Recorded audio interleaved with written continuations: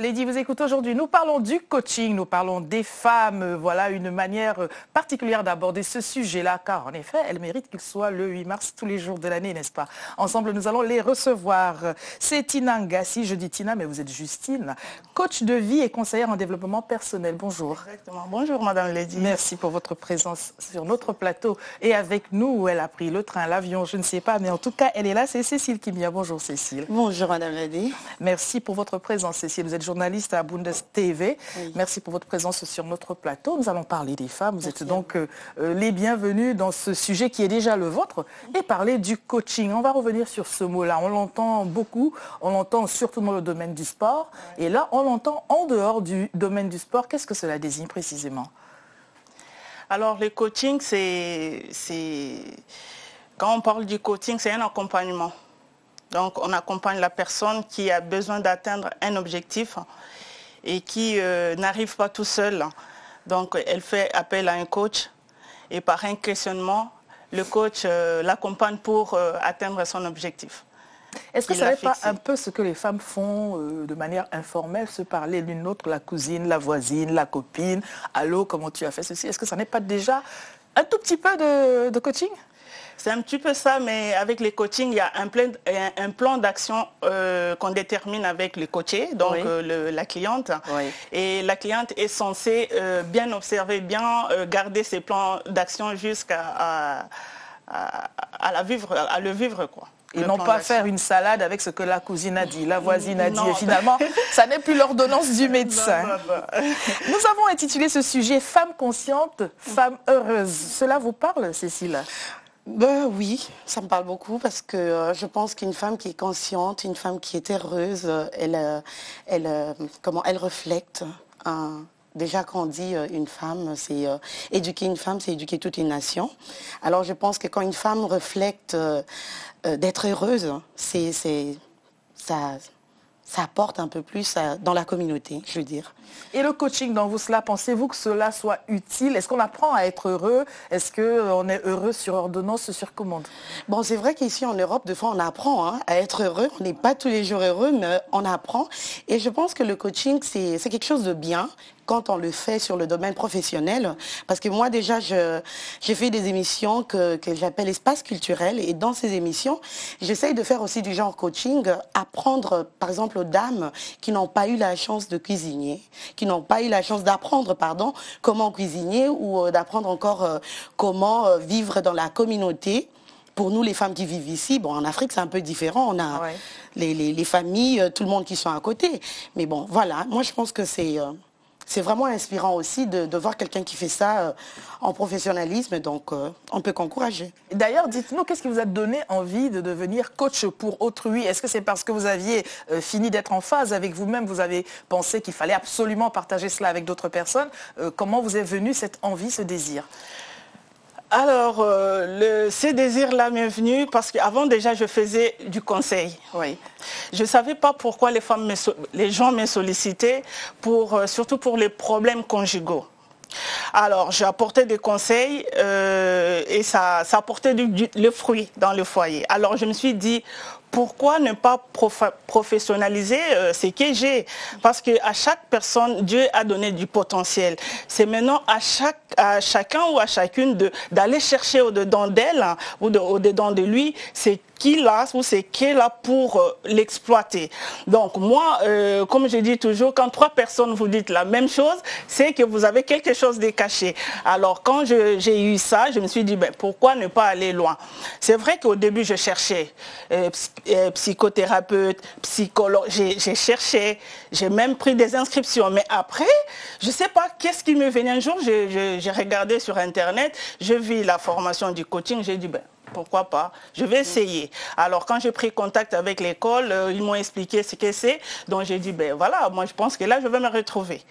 Et je fais ça. Aujourd'hui, je me retrouve, je me sens super bien d'accompagner, surtout d'accompagner pour un objectif, pas pour du conseil, mais pour un objectif bien précis. Un objectif à atteindre. Voilà. Alors, je retiens dans ce que vous avez dit que quand 3 personnes vous disent la même chose, il faut commencer à vraiment le prendre en compte. Nous sommes 3 sur le plateau. Si vous êtes d'accord, mesdames, nous allons dire la même chose. On va compter jusqu'à 3. Et la phrase à dire, c'est « Madame, vous avez du potentiel ». Il y a une dame qui nous regarde, c'est sûr. 1, 2, 3. Madame, vous avez du potentiel. Voilà, c'est sorti, c'est dans le cosmos, faites-en ce que vous voulez.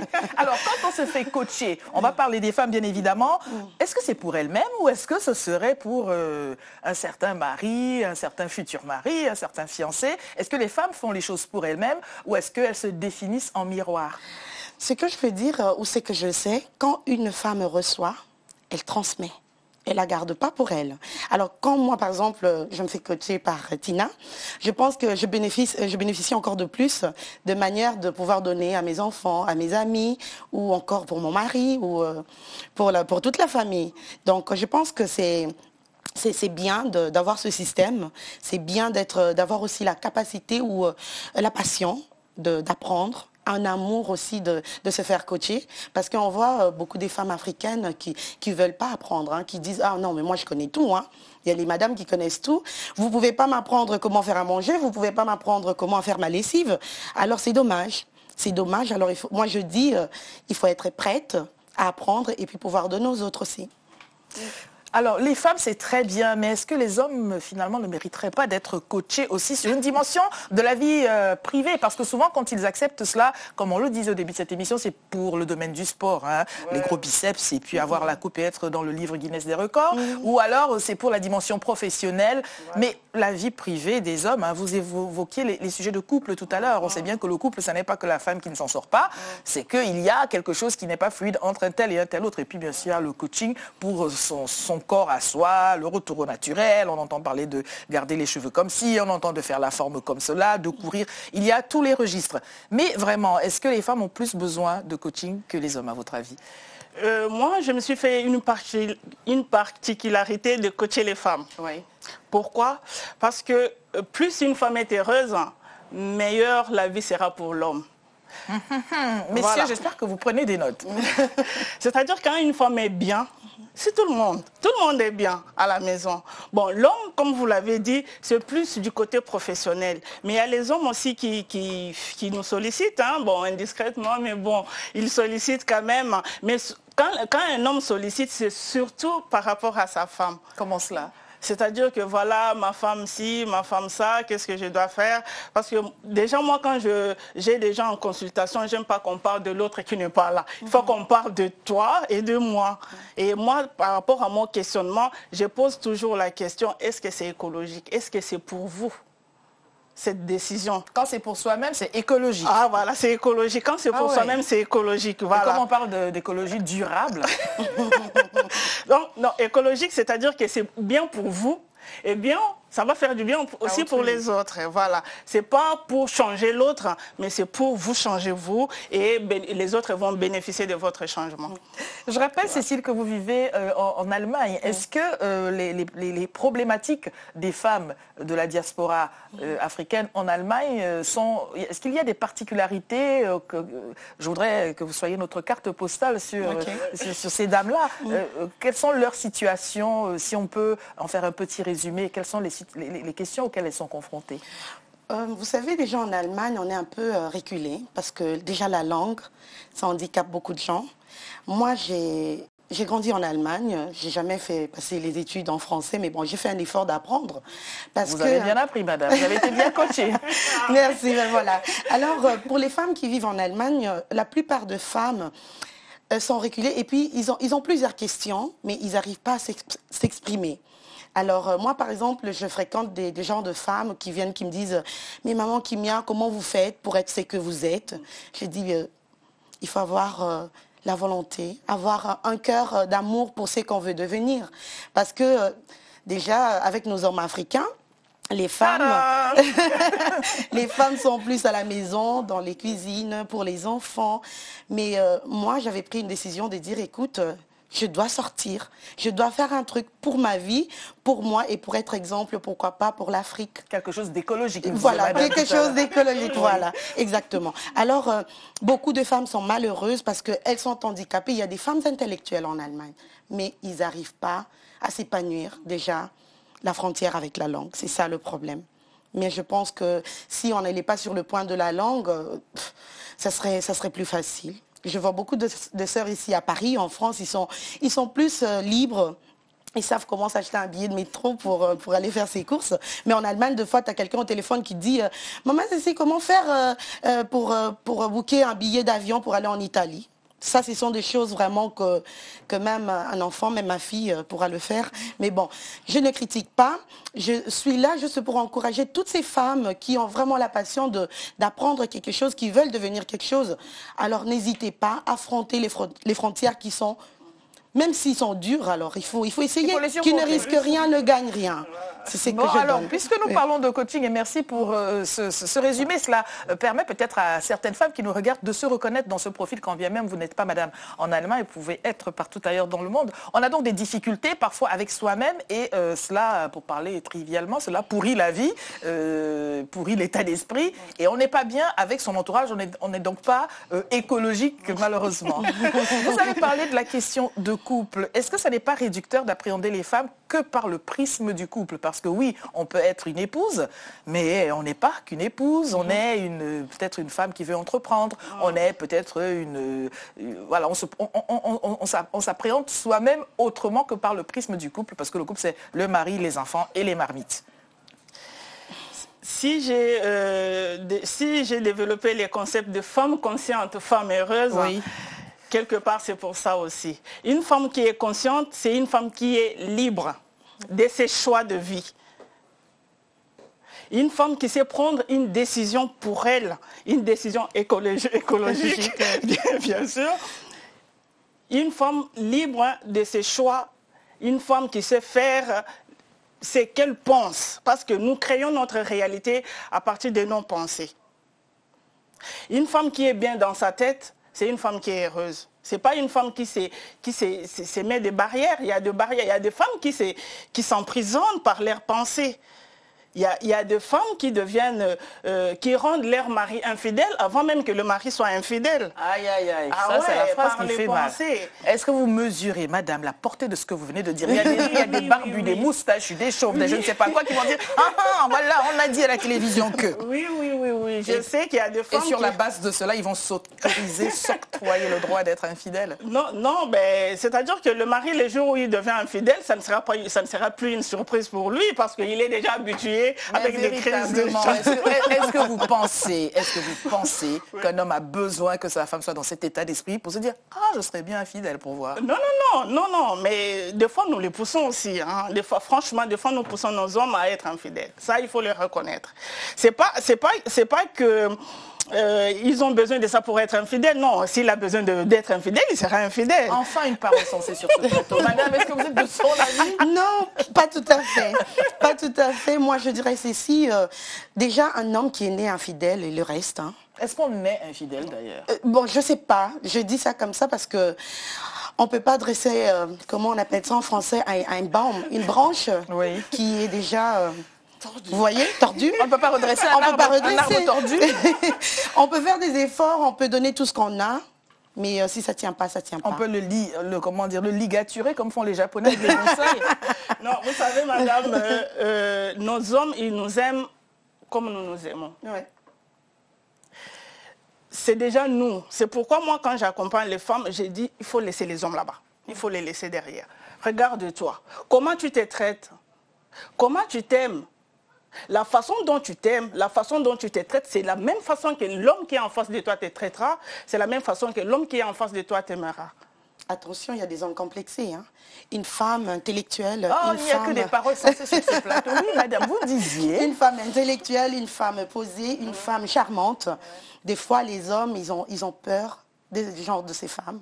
Ils se disent, mais attendez, moi, c'est vrai qu'on est mariés, mais je serais très jaloux parce que la laisser sortir, ça nous étouffe. Un homme jaloux, comme vous le dites, un homme jaloux, c'est un homme qui n'assume pas. Exactement. C'est-à-dire que c'est un homme qui a peur Un homme qui a peur de... C'est-à-dire que les hommes, en fait, ils cherchent une femme bien, une femme belle, une femme intellectuelle. Mais dès qu'il a ça, ça devient encore un problème. Ça devient un problème. Voilà. Après, on ne sait plus, on sait plus qu'est-ce qu'ils veulent. Diviser pour mieux régner. Alors c'est là que le problème commence. Voilà, il commence à diviser maman Cécile Kimia avec tout le monde pour qu'elle soit seule et comme ça on peut bien la coincer. Voilà. Ah non, pas avec moi. Moi j'ai été coachée. Hein.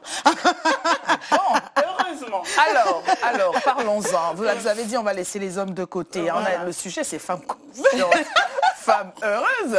Mais messieurs, vous êtes en fond d'écran de la vie des femmes. Souffrez qu'on puisse parler de vous aussi. Voilà. On va donc revenir, déjà on va partir de cette expérience. Vous avez été coaché, il y a un avant, il y a un après. Est-ce que vous avez rencontré une personne que vous méconnaissiez? Est-ce que vous avez eu ce rendez-vous avec vous-même qui a pu vous surprendre? Oui, exactement. Qu'est-ce qui vous a donné envie d'être coachée d'ailleurs? Ce qui m'a donné envie d'être coachée, c'était par rapport à ma vie, comment je l'ai menée, comment j'ai grandi. Déjà, j'avais un problème avec... je suis mariée à un Africain. Alors, c'était difficile pour moi parce que ma jeunesse, j'ai passé ma jeunesse avec les Blancs. Et pour moi, c'était tout à fait normal, par exemple, d'aller chaque dimanche à la piscine, d'aller au cinéma. Et quand j'ai trouvé un Africain, il me dit samedi soir, maman, tu me fais le poulet à l'arachide et puis on va manger, on va regarder un théâtre ivoirien ou congolais. Alors j'étais choquée. J'ai dit, bon, ok, je suis africaine. C'est vrai que j'aime bien les théâtres africains, mais ce n'était pas vraiment le style de vie que moi je menais. Alors j'ai fait des efforts pour pouvoir se compléter. Et à un moment donné, j'étais vraiment étouffée. J'ai dit, écoute, on a des enfants. Je dois trouver quelqu'un qui pourra m'aider de m'en sortir en fait, dans la situation que j'avais. Et là, j'ai trouvé une Allemande, Frau Mayer, qui m'a coachée, qui m'a montré qu'est-ce qu'il fallait faire. Et elle a fait ressortir en moi ce que moi-même, je ne connaissais pas. C'est que je ne savais pas... Qu'est-ce qui a été le plus surprenant pour vous d'apprendre sur vous-même? D'être journaliste. Ça, c'était surprenant parce que j'ai fait la gestion, je suis gérante des magasins, lingerie dame et tout. Et du coup, j'ai commencé à parler. Elle m'a dit, madame, vous avez cette capacité de dire quelque chose, même s'il y a 100 hommes, on prêtera l'oreille pour vous entendre. Et ça, c'est quelque chose de bien qu'elle m'a donné. Et le reste, la vaisselle et tout ça, ce sont des futilités que nous tous... nous connaissons. Mais c'était vraiment ça, quelque chose de bien que je peux garder pour moi et donner à mes enfants ou aux femmes qui veulent se faire coacher. Je pense qu'on va travailler ensemble. Nous sommes en train de travailler ensemble. Déjà, ça a commencé. Alors, il y a des personnes qui nous envoient des messages pour savoir. Alors, madame est journaliste pour Bundes TV, on l'a bien entendu, mais est-ce que c'est dans un domaine culturel, sportif, médical? Quel est le registre vers lequel vous vous êtes acheminé? Et puis surtout, est-ce que c'est, comme on dit, une émission de la diaspora africaine en Allemagne, ou est-ce que c'est germano-allemand? Merci Ladi. Bundes Image d'abord a été créée dans le but de pouvoir transmettre, en fait donner les infos et transmettre le message à toute communauté africaine vivant en Allemagne. Parce que je venais de dire tout à l'heure que nous avons la difficulté de nos femmes de parler l'allemand. Alors nous avons aussi les enfants qui sont nés en Allemagne, qui ne parlent pas le français, ni le douala, ni le lingala, ni le swahili. Alors moi, je parle de tout. Je présente les infos, je présente des émissions espace culturel en allemand, en français. On parle de la religion, de la politique, de vie quotidienne, tout ce qu'il faut, tout ce qui est dans la culture. Alors c'est ce que moi je donne et ça facilite beaucoup de gens parce que déjà quand je fais une émission en 3 langues, j'ai des fans 5-6 ans qui disent « Maman, Kimia, ich spreche super Deutsch ». Et elle parle très bien le français. Alors ça, ce sont des choses qui me rendent heureuse de pouvoir transmettre ce message et voilà. Alors nous n'allons pas nous séparer, mesdames sont quand même donné quelques clés aux dames qui nous regardent. Hein. Vous allez faire un petit, pas diagnostic parce qu'elles ne sont pas là pour faire état de leurs difficultés, mais tout de même, il y a des points qui vont permettre à chacune d'accepter qu'elle a peut-être besoin d'être coachée et puis de faire le pas qui manque. Alors, le diagnostic que chacune peut faire dans son canapé en vous écoutant ce matin. Le diagnostic, c'est se poser 2 questions. Qui suis-je et qu'est-ce qui est important pour moi? N'y a-t-il pas qui dit-on que je suis? Non. Il faut déjà se connaître soi-même. Je pense que je suis journaliste, mais mon entourage dit que je suis femme au foyer. Votre identité, il faut vous connaître, il faut connaître ses valeurs, il faut être en contact avec son être intérieur. Ce que votre être intérieur vous dit de vous, c'est ce que vous êtes. Même si les réalités dans lesquelles vous vivez vous disent le contraire. Non. La société nous a conditionnés. C'est-à-dire qu'on nous a présenté quelque chose souvent qui n'est pas... qui n'est pas conforme à nos valeurs, à ses valeurs. Je parle de ses valeurs, pas les valeurs, donc ce qui est important pour la personne. Et alors, c'est à la personne d'aller chercher ses valeurs. Quand tu reconnais tes valeurs, tu verras que c'est le contraire de ce qu'on te présente. Alors, pour ne pas te conditionner comme ça, là, ben, il faut mettre tes valeurs en valeur. Femme de valeur. Femme de valeur, voilà. On va y arriver. Et voilà, te connaître, te mettre en valeur, puis voilà, vivre cette liberté de choix. J'insiste beaucoup sur la liberté de choix de vie. Parce que quand je parle de la liberté, souvent les hommes me disent maintenant, vous voulez que nos femmes fassent n'importe quoi, nos femmes ne nous écoutent pas. Une femme mariée, t'es plus libre. Ah ben non. Non, mais ça, c'est ce que la plupart des gens disent. C'est ce que les hommes disent. Ouais. J'ai eu des soucis avec ça. Hein. Si je le dis, c'est parce que les hommes, voilà. J'ai dit non. Vous êtes considérée comme une briseuse de ménage? Non, surtout pas ça. Moi, non, surtout pas ça. Donc voilà, cette liberté-là de choix de vie, il faut que chacun de nous, que ce soit l'homme, que ce soit la femme, puisse vivre. Et ça, c'est bien de se sentir libre. Quand on est libre, on est bien, voilà, on n'est pas de lion dans un cage, quoi. Non, c'est pas ça. Un point, vous avez dit, il faut faire un diagnostic. Qui suis-je? Être en phase avec les valeurs intérieures que l'on ressent. Voilà. Vous avez évoqué un deuxième point. Qu'est-ce qui est important pour moi? Voilà. Qu'est-ce qui est important pour moi? Madame, elle a dit, quand on l'a coachée, on a trouvé en elle ses capacités d'être journaliste. Alors, après, elle, quand elle a pris ça, elle n'est pas restée comme ça sans rien faire. Voilà. Parce que le tout n'est pas de faire le diagnostic, mais il faut agir. Voilà, justement. On fait les diagnostics, après, il faut affronter. Voilà. C'est comme les rêves, on rêve qu'on est assise sur la lune, mais quand on se réveille, il faut voir comment on peut peut-être se mettre à aller vers la lune. C'est de faire le premier pas. C'est ce qui est difficile. Le premier pas, voilà, on te dit, tu es journaliste, ben, il faut aller chercher. On ne devient pas nageur en dehors de la piscine. Quoi. Et c'est ce que vous avez donc fait. Une fois que la coach vous a dit tout, vous a révélé à vous-même, ensuite, quelle a été... J'étais restée à la maison et je suis tombée sur M. Yves Mavambou, qui est mon patron. Et il était en train de chercher une journaliste parlant Swahili, Lingala. Je dis, mon Dieu, Swahili, j'ai appris en Europe.